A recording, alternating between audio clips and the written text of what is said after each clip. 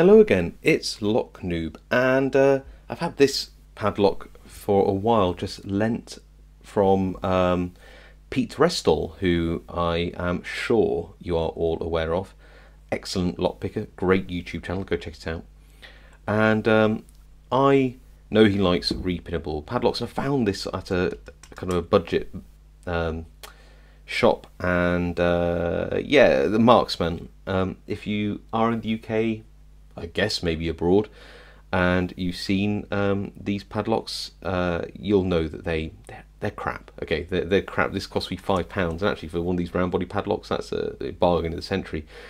From the description, they are basically a coated cast iron padlock with a shackle which is clearly not going to be hardened, but it is quite thick. It's about 10 mils. So, you know what, in the right application, low security, it's probably not too bad.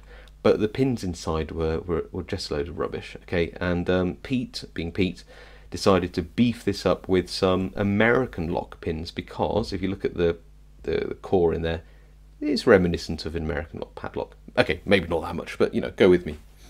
So, picking it, well, with an American lock, I'd use top of the keyway tension, but I'm feeling lazy, frankly, so I'm going to use bottom of the keyway. And if you look at this, look at that. Look how much that isn't opening. Okay, that is just how much play there is. So that tells me that there are some spools, I guess, in there, and maybe a standard isn't actually in there. I don't know. We'll have to have a look inside. The key bitting is relatively flat. Opens up quite nicely. Ball bearing mechanism. I mean, that's good, right? Ball bearing mechanism for a £5. Not terrible. Okay, anyway, yes, let's try and pick it.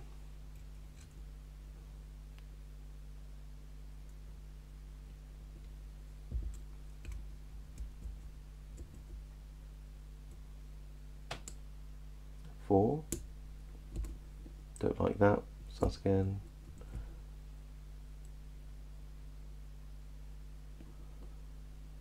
Lighter tension.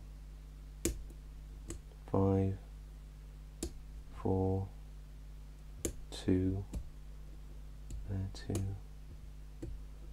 and oh, deeper full set. Okay.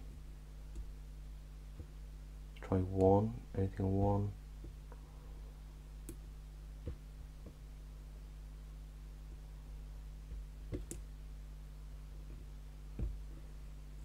I think 1 might be okay. Let's see what else I can find in there.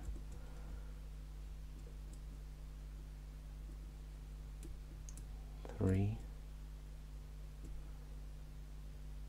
4, 5. Sorry, I'm counting forwards, not backwards. Okay, let's try 1 then. Oh, and we're open. Okay, so it was 1. Hope I got that in camera. I have a feeling it probably wasn't too well in shot. Okay. Nevertheless, let's try and gut it. Can we get the light in there? Let's have a look and see if we can increase the light. You see there? Wow, increase contrast. You can see there's a screw down there. So let's actually, do you know what we'll do? We'll lock this back up first. Rule 1: lock it back up. We've got the key. Now let's get in there.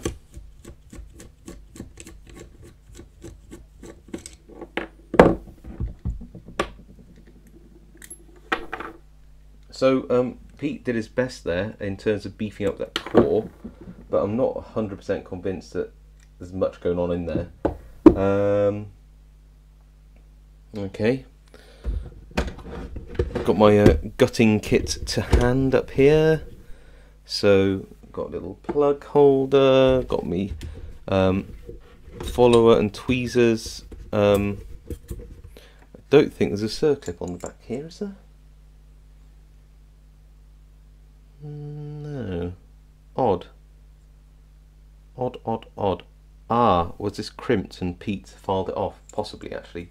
That might be the answer. It might have been one of those crimped cores. He might have had to actually cut the crimping off, which means we've got to be very careful and use the key to... Well, I am so happy I actually went and checked out Pete's video. It's been a while since he looked at this lock, so um, I didn't even think to look at him gutting it originally. This is a nightmare. So this is only a half core.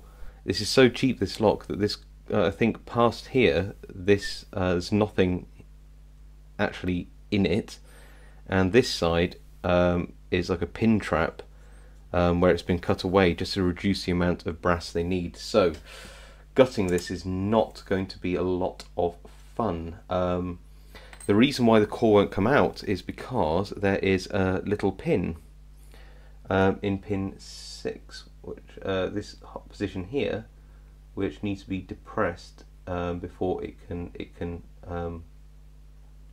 slide out. So what I'm going to do is I'm going to back shim this by putting the shim in place, if I can.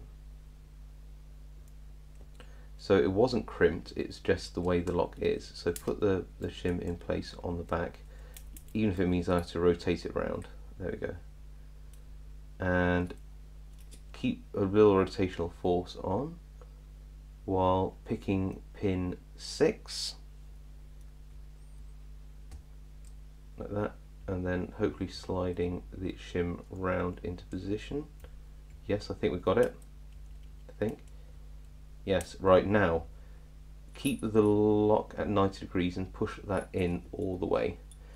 Now I believe that we've got a little bit of leeway where we might be able to no, I'm not even going to risk it. I'm just going to try to be clever, and this is always, never try and be clever, guys. This is a stupid idea, but I'm going to try it anyway.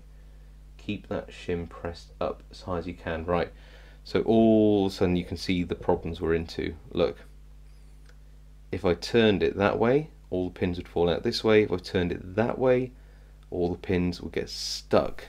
The only way to go forwards and to keep that shim tight, okay, like this, and I'm hoping that I will bloomin' well get away with it, because it's a stupid way of gutting a lock. There we go, we've done it. Oh my lord, this is not a good gutting, is it? Hopefully we can all learn something from this. Okay, so get my pinning tray out now, and let's see what we've got in play. So I believe that Pete, well, knowing Pete, he would have used American lock pins in this because they're a bit more challenging. Somehow I managed to get pin 2 to come out first.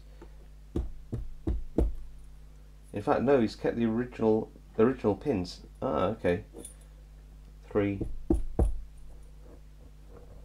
They just don't want to come out at all. Come on. Standard, yeah. Okay, so Pete didn't pin this up with American lock pins on the bottom. You can see that they are all standards, but I'm hoping at the top we will see some. So let's go in from the front and let's see pin 1.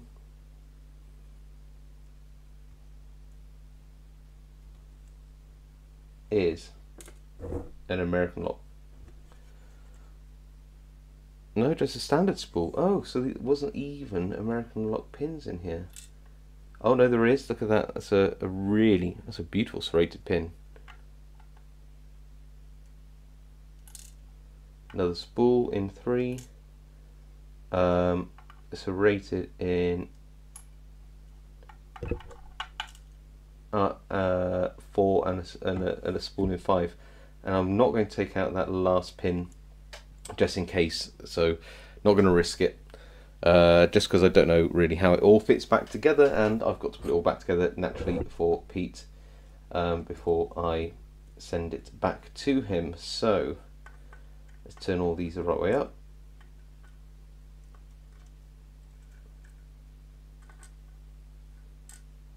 I believe it had all horribly made standards in originally, so There we go. Let's have a look at these in a bit more detail.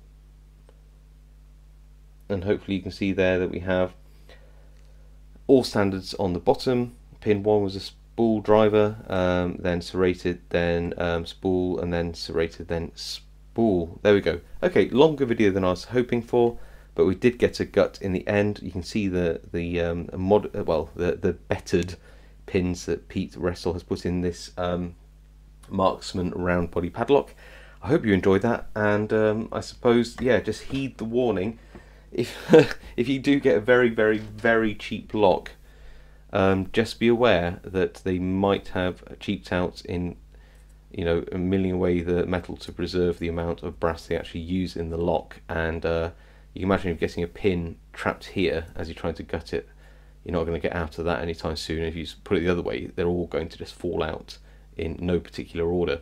You can also see here how pin 6, which would come down into the core, actually limits the rotation of the lock as well.